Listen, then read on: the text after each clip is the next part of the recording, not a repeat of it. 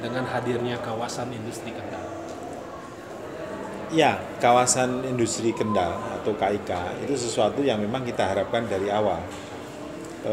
Meyakinkan Jababeka untuk ke Jawa Tengah itu waktunya panjang dan dimulai sudah sangat lama untuk memastikan bahwa Jawa Tengah siap untuk dikembangkan dan Jababeka yang kita kehendaki untuk masuk, dan memutuskan itu ternyata juga lama, dan pada saat kemudian berjalan insya Allah ini sudah mulai menampakkan, dan kita sangat optimis itu menjadi pusat pengembangan ekonomi baru di Jawa Tengah. Sebetulnya sektor apa Pak yang kira-kira menurut Bapak, pandangan Bapak, cocok dikembangkan di Kendal nanti?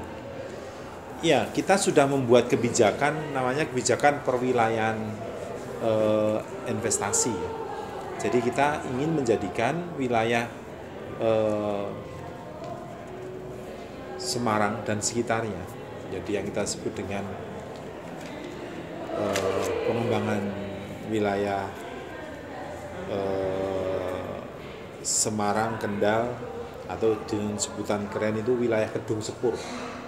Kendal, Ungaran, Semarang, Purwodadi atau Grobogan, dan itu termasuk juga bagian Salatiga dan Demak. Itu menjadi pusat pengembangan untuk industri atau investasi, industri manufaktur dan jasa-jasa. Nah, pusat pengembangan Jawa Tengah itu yang berbasis manufaktur ya di Kedung Sepur tadi. Nah, maka yang kita harapkan di Kendal adalah tumbuh industri yang berbasis pengolahan, manufaktur, dan kemudian juga berkembang nanti di kota Semarangnya jasanya, baik itu jasa untuk perhotelan, jasa untuk berbagai hal yang mensupport industri manufaktur. Nah itu, sedangkan kita punya wilayah lain yang kita kembangkan, misalnya ke arah barat, itu kita harapkan bertumbuh di samping manufaktur juga, karena Pantura kita utamakan untuk industri manufaktur memang. Nah kemudian di barat banyak ikan, banyak hasil-hasil laut, termasuk rumput laut. Nah makanya di barat juga konsentrasi untuk industri berbasis maritim. Nah potensi dari sumber daya laut. Nah sementara di Jawa Tengah bagian selatan kita kembangkan industri yang berbasis untuk perkebunan. Itu di wilayah Cilacap, Banyumas, kemudian ke timur Kebumen. Nah kemudian Purworejo sampai ke Temanggung, Wonosobo, kita konsentrasikan menjadi wilayah untuk pengembangan industri yang berbasis agrobisnis dan kepariwisataan.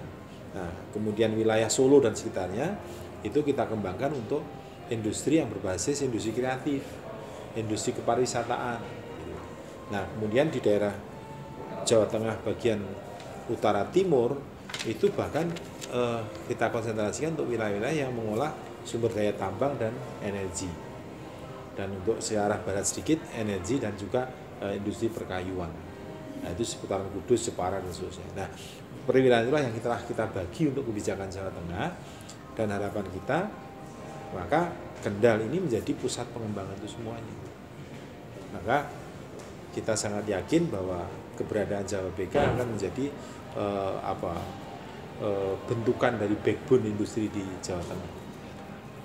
Ya Pak, dari Bapak sendiri Pak, sejauh ini perda-perda Pak menyangkut kemudahan berbisnis, investasi Ya.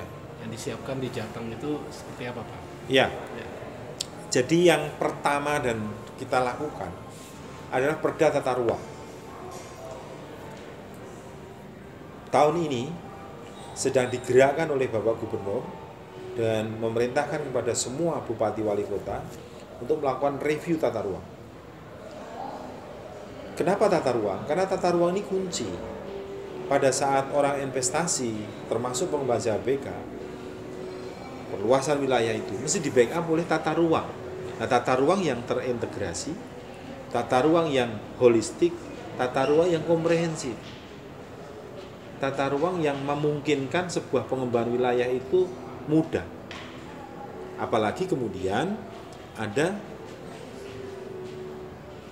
jalur pantura yang bertumbuh dengan pembuatan jalan tol, double tracknya berjalan, pembangunan pelabuhan, pembangunan utilitas untuk listrik, power plant yang begitu besar di Batang misalnya, Jepara, juga di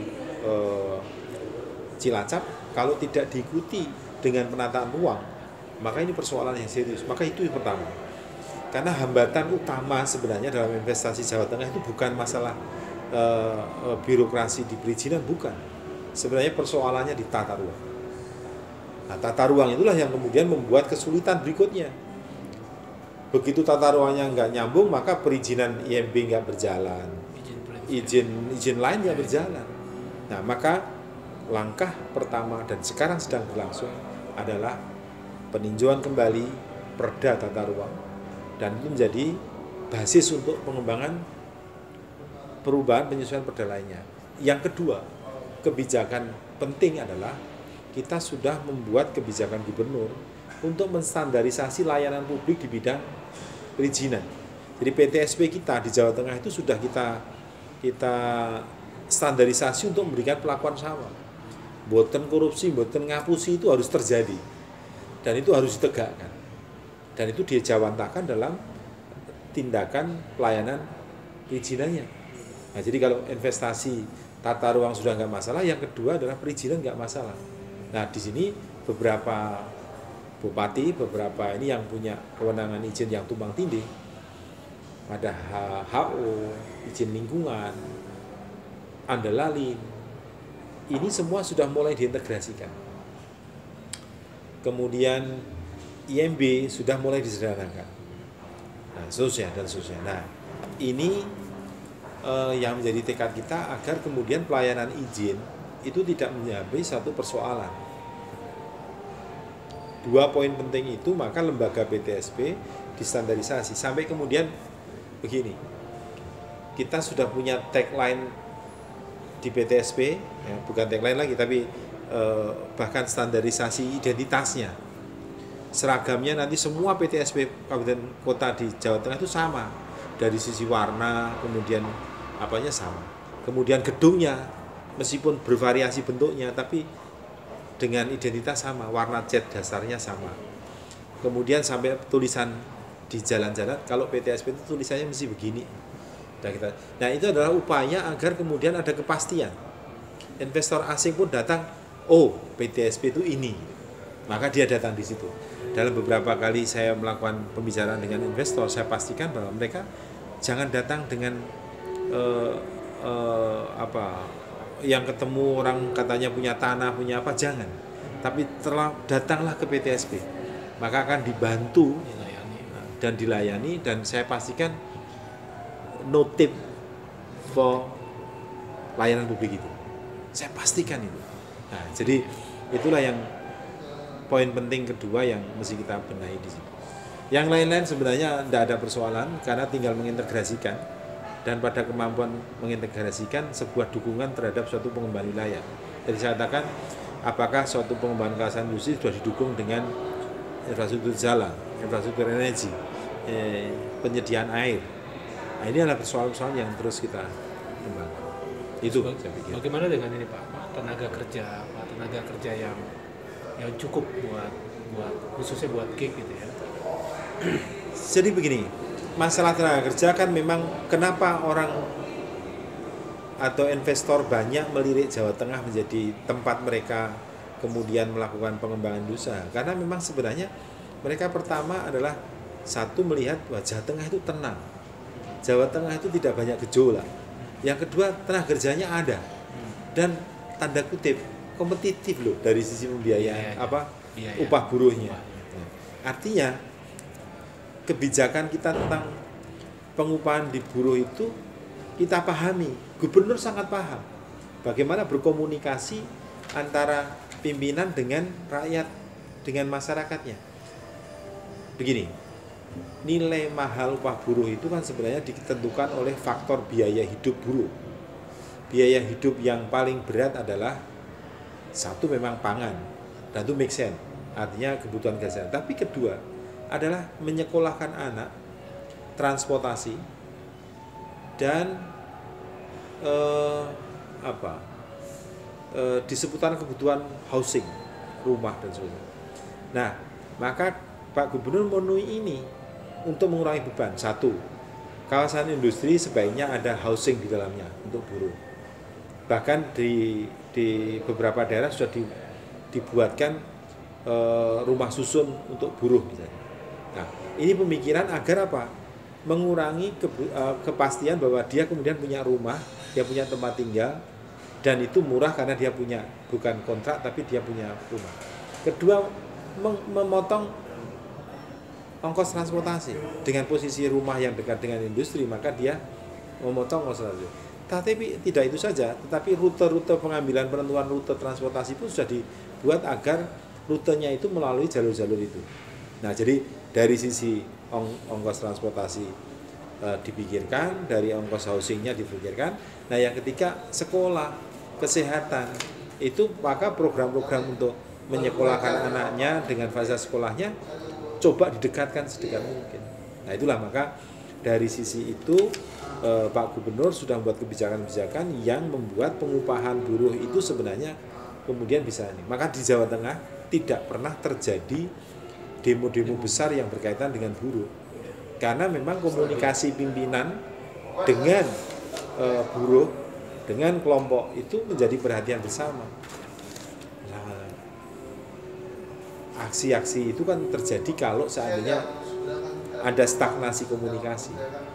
Nah, dan ini bagi Pak Gubernur menjadi langkah strategis untuk berkomunikasi dengan semua stakeholder dalam pengembangan wilayah.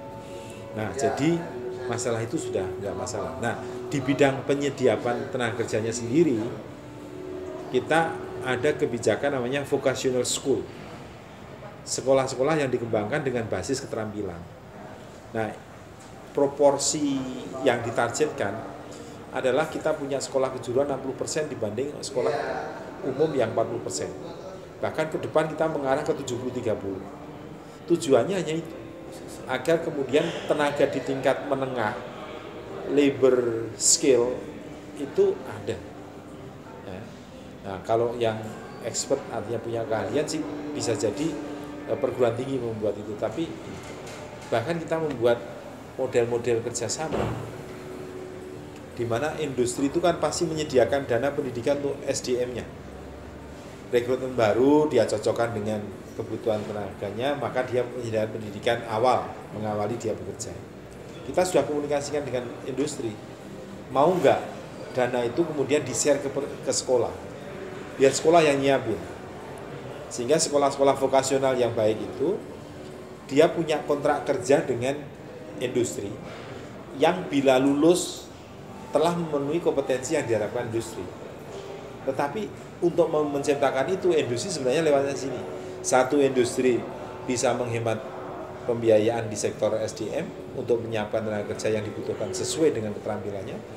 Sekolah menyiapkan dan dia berhenti kunjung ke belakang karena anak didiknya lalu mendapat kepastian, ada proudness, ada kebanggaan. Aku kalau sekolah di situ pasti kerja di tempat-tempat yang terhormat juga gitu. Apakah dengan adanya KIK udah model itu diterapkan Pak nantinya? Memang begini, kalau ini kan yang sudah eksis kita komunikasikan. Nah, KIK ini memang belum. Kenapa belum? Karena industri yang sedang bertumbuh kan akan sedang bertumbuh. Nah, pada saatnya kita akan bicara kebijakan itu. Karena kalau tidak begitu nanti nggak nyambung lagi antara dunia kerja, dunia pendidikan nggak nyambung. Tapi di beberapa daerah sudah.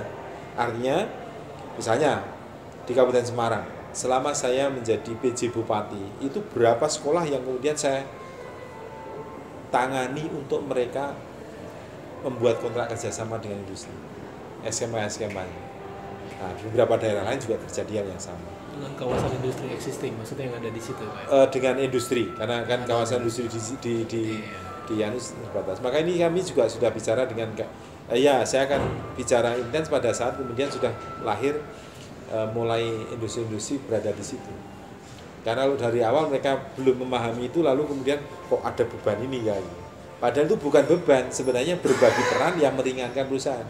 Makanya kita tunggu sampai ini operasi dulu.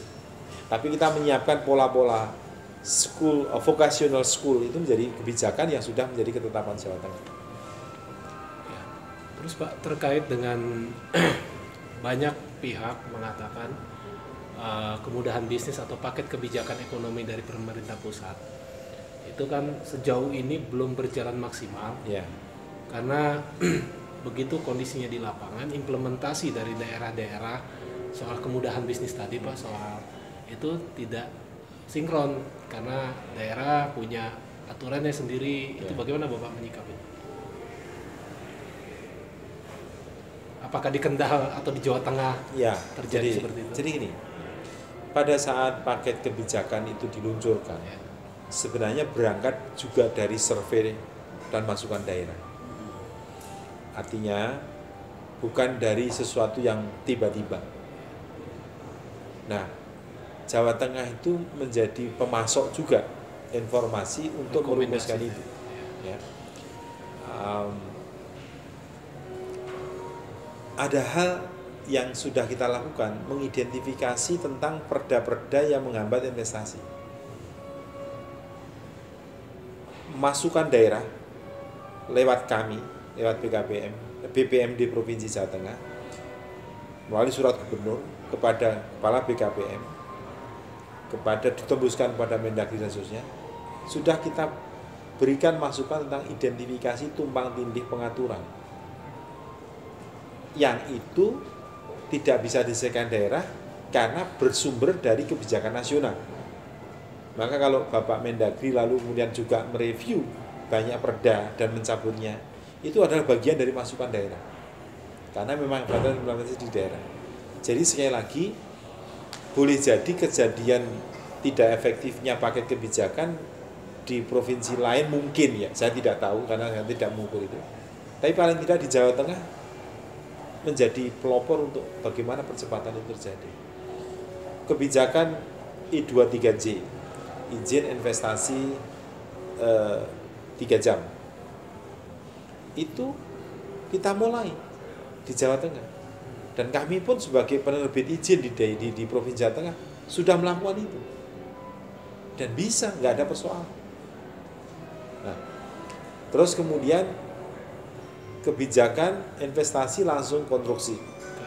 Nah, di Kendal sudah disambut dengan Bupati Kendal waktu kita rekomendasikan untuk dia membuat kebijakan yang memungkinkan pelaksanaan di daerah dan sudah juga berlangsung. KLK itu ya.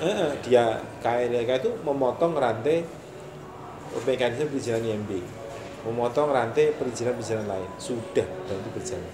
Jadi apakah ini kemudian diterima efeknya di pengusaha?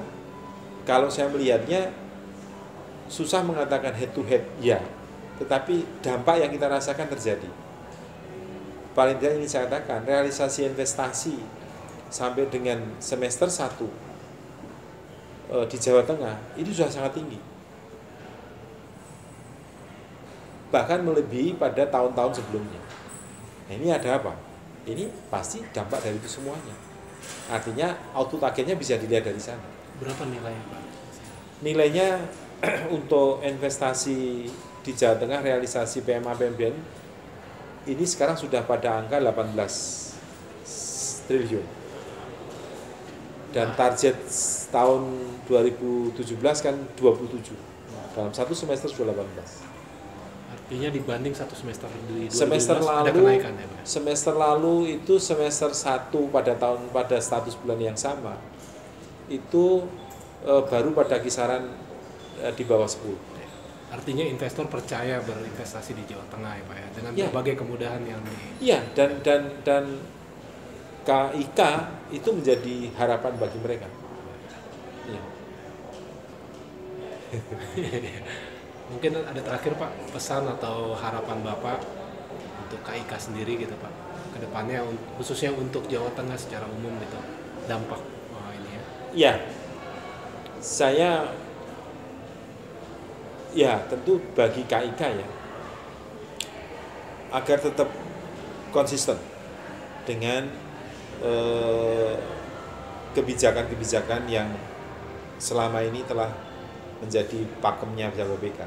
Artinya gini, banyak hal yang berkembang oleh Jawa BK di Cikarang misalnya, saya yakin akan berkembang juga di KIK. Nah, ketabahan, keuletan, dan kemudian inovasinya pasti akan terjadi di sana. Nah, itu kita minta konsisten saja. Tidak usah ragu dengan berbagai hambatan dan halangan, kan, karena pemerintah pasti akan support. Artinya kolaborasi bersama antara private dan government itu betul-betul akan kita jaga. Dalam apa? Untuk apa? Agar kemudian masyarakat kita tumbuh berkembang. Agar kemudian Jawa Tengah itu tumbuh sepadan dengan provinsi lain tetangganya. Itu yang pertama. Yang kedua, nah konsistensi itu juga menyangkut tentang yang selalu dikeluhkan, bahwa investor swasta dari asing sekalipun, saya nggak tahu yang buat pengaruh siapa, mereka selalu akan mengatakan lebih baik kita di luar kawasan karena harga tanahnya lebih murah. Nah, menghadapi itu tentu kita harus bisa bijak bagaimana sebuah kawasan menjaga kondisi seperti itu. Nah, bagaimana caranya, saya pikir bahwa mereka sangat pengalaman untuk itu. Tapi sambil kita jelaskan kepada publik bahwa manfaatnya di dalam ya. Bahwa undang-undang tentang perindustrian yang menyangkut kewajiban industri dalam kawasan itu harus disadari betul. Jadi artinya yang menginformasikan bahwa membangun industri di luar kawasan itu akan dapat harga tanah yang murah, itu sebenarnya menjadi sangat bias. Manakala kemudian dia menghadapi persoalan dengan izin lingkungan, dia harus menyediakan infrastruktur, dia harus menjaga keamanan, dia harus menjaga selama operasi produksinya, menjaga agar waste-nya terkendali, listriknya cukup. Itu adalah masalah kemudian yang sebenarnya jauh lebih mahal. Nah, ini yang tidak disadari. Tapi untuk itu maka ini diperlukan strategi bisnis bagi Jawa BK dalam merancang agar isu itu kemudian tidak mengembang. Itu aja. Makanya saya minta tadi, harapan saya ada konsistensi dan kemudian daya juang yang tetap terus tinggi dalam rangka meyakinkan para pihak, dan kami sebagai orang pemerintah akan memastikan semua itu bisa berjalan dengan baik. Mungkin terakhir Pak, setuju nggak Bapak membangun kawasan industri Kendal itu sama dengan membangun Jawa Tengah? Saya bukan hanya setuju, saya katakan bahwa membangun negara ini bukan berada di tangan pemerintah, tetapi pemerintah berwenang mengatur, berwenang memfasilitasi, berwenang mensupport agar kemudian semua pihak membangun negeri ini. Nah, maka yang terpenting bagi pemerintah bukan berapa duit pemerintah, tapi seberapa kebijakan pemerintah mampu mendorong itu. Nah, maka saya juga memastikan kepada Bupati Wali Kota agar menganggap investor itu bukan tempat untuk mendapatkan uang, bukan tempat untuk kemudian menjadi objek untuk menjadi objek yang harus dipastikan, tapi jadikan dia partner, jadikan dia mitra dalam membangun negeri ini, dalam mensejahterakan rakyat ini. Itu aja kuncinya. Dan kalau itu terjadi, maka disitulah pembangunan kita akan berhasil. Tapi tagline-nya harus pasti, mboten korupsi, mboten ngapusi. Memastikan itu berlangsung dan memastikan itu dapat dinikmati oleh semua pelaku usaha, semua masyarakat kita, sehingga hidup ini makin kemudian ongkos birokrasi tidak mahal, yang mudah ya dimudahkan, yang sulit pun kalau bisa dimudahkan. Itu kuncinya, dan itu kita praktekkan bisanya. Maka Jawa Tengah mempelopori itu. Dan rakyat Pak mendukung. Oh ya pasti rakyat mendukung. Karena nggak perlu jadi TKI gitu ya. Cukup di Kendal aja kerja. Cukup di Kendal aja. Ya, terima kasih Pak Jarwanto. Ya. Terima kasih.